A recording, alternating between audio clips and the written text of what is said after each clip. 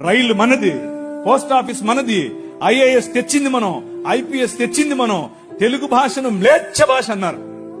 అరే ఏం భాష మాట్లాడుతున్నాడు వీడు, మ్లేచ్ఛుడా అంటే తెలుగు భాషలో డిక్షనరీ, మొట్టమొదటి డిక్షనరీ మంది.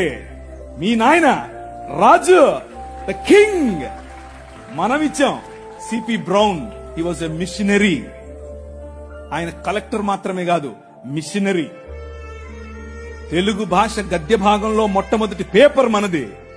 తెలుగు భాష గద్య భాగంలో మొట్టమొదటి పుస్తకం మంది. వీళ్లకు వాళ్ళ సొంత రామాయణం, మహాభారతాలు కూడా ట్రాన్స్లేట్ చేసుకునే దిక్కు లేదు. అది చేసింది మనమే. నిజం చెప్తున్నాను, నేను అబద్ధం చెప్పట్లేదు.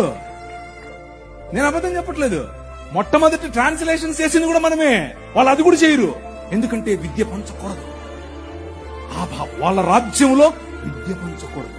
మన రాజ్యం అందరికీ విద్య, ప్రతి ఒక్కరూ చదవాలి. ఎందుకు? ఇదిగో నల్లట్ట పుస్తకం కూడా చదవాలి. అర్థమవుతుందా? నల్లట్ట పుస్తకం చదివితే దిమాగ్ ఖరాబ్ అవుతుంది, దిమాగ్ ఫిరాయిస్తుంది, మనిషి వెంటనే మనిషి అవుతాడు. ఈ రాజ్యం మనుషుల కోసం రాజ్యం. ఆ రాజ్యం తలకాయలో నుంచి వచ్చిన వాళ్ళకి మాత్రమే రాజ్యం, భుజాల్లో నుంచి వచ్చిన వాళ్ళకే రాజ్యం.